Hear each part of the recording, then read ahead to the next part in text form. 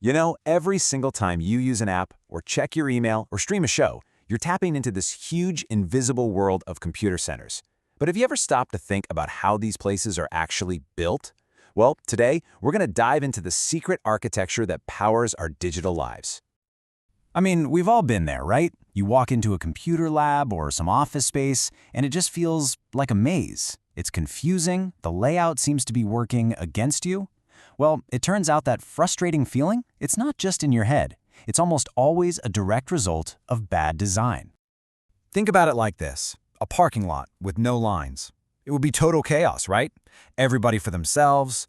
Well, a computer lab is exactly the same. The physical layout isn't just about where the chairs go. No, it dictates the entire flow, the purpose, the very function of that space. All right, so let's get into it, starting with the physical blueprint. Because believe it or not, how you arrange a room, that's the first and maybe the most fundamental decision you can make. It literally determines what can happen inside.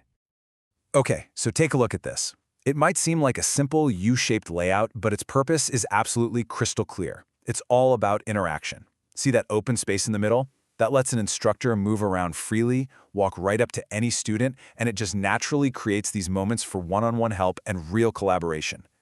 And this really gets at a core principle in design. Form has to follow function. Just compare that interactive U-shape to, a traditional classroom. All those rows facing forward, perfect for a lecture, right? One person just broadcasting information out. But for group work, it's awful. The layout itself is sending a clear message about how you're expected to act in that space. So here's the key takeaway. None of this is accidental, or at least it shouldn't be. The arrangement of a room is a very deliberate choice. It's a blueprint for learning or for working that either helps you or hurts you. It enables the kind of work you want to do, or it gets in the way. But a good blueprint, it goes way beyond just the physical layout. You're not just designing a room, you're building a fortress. And you have to prepare for every single threat you can imagine, both the ones you can see and the ones you can't. And that really sets the stakes, doesn't it? We're not just talking about protecting computers here, we're talking about protecting information. And for most organizations, that's their single most valuable asset. The whole design, everything has to be built around this core idea of protection. And that protection, it starts in the physical world. I mean, designers have to think about everything, literally from the ground up. Is this place in an earthquake zone? Is it in a floodplain? They even have to plan for stuff like extreme humidity, which can actually corrode tiny electrical parts. And of course, you've got the human threats, theft, unauthorized access, all of it. And then you've got the whole other side of it, the digital front. So yeah, the fortress has to guard against hackers and viruses, but it also has to protect against unintentional threats. A simple programming bug, or even just someone accidentally hitting delete on the wrong file.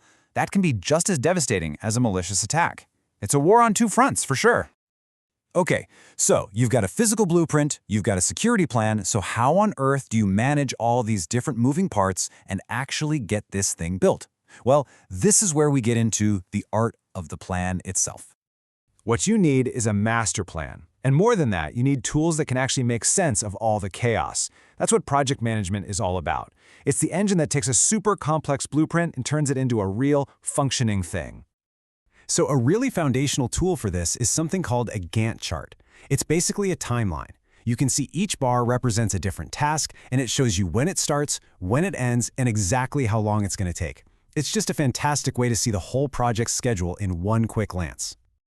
But here's where it gets a little tricky. What happens when one task can't start until another one is totally finished? Like, you can't start coding until the design is locked in, right? Or you can't install the servers until the room's electrical work is done. A simple timeline, like a Gantt chart, doesn't really show you those connections, those dependencies. And for that, you need something a little different, like a PERT chart. You'll notice right away it looks less like a timeline and a lot more like a spiderweb. And that's exactly the point. It's designed to map out how every single task connects to every other task. It shows you the precise sequence of events you have to follow. Now this leads us to one of the most important ideas in all of project management. It's called the critical path. The critical path is the longest chain of tasks that all depend on each other. And here's why it's so important. Any delay to a task on that path, even by just one day, will delay the entire project. This is the thing that project managers watch like a hawk. So, Okay, we have the physical design locked in, we've got the security measures, we have the master projects plan. It sounds like a pretty foolproof system, doesn't it? But what happens when these plans go wrong? I mean, what's really at stake? So, take a look at this number, 5 to 15%. Any guesses what that represents? That is the percentage of major IT projects that fail so completely they are just abandoned. They get called hopelessly inadequate. We're not talking about being a little late here or a little over budget. This is total, catastrophic failure. And here's the real kicker, the biggest tragedy of it all. According to the research, most of these massive failures, they're predictable. And, even more importantly, they are avoidable. They happen because those blueprints we've been talking about, the physical layout, the security, the project plan, they were just flawed from the very beginning.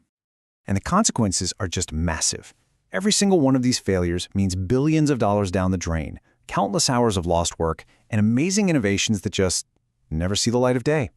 This is exactly why getting that blueprint right isn't just some academic exercise. It has a huge, huge impact on the real world. So, the next time you walk into an office or a library, or even just log onto your computer, I want you to take a second. Look a little closer. Try to see the invisible decisions, the hidden architecture. Ask yourself, what unseen blueprint is shaping my experience right now?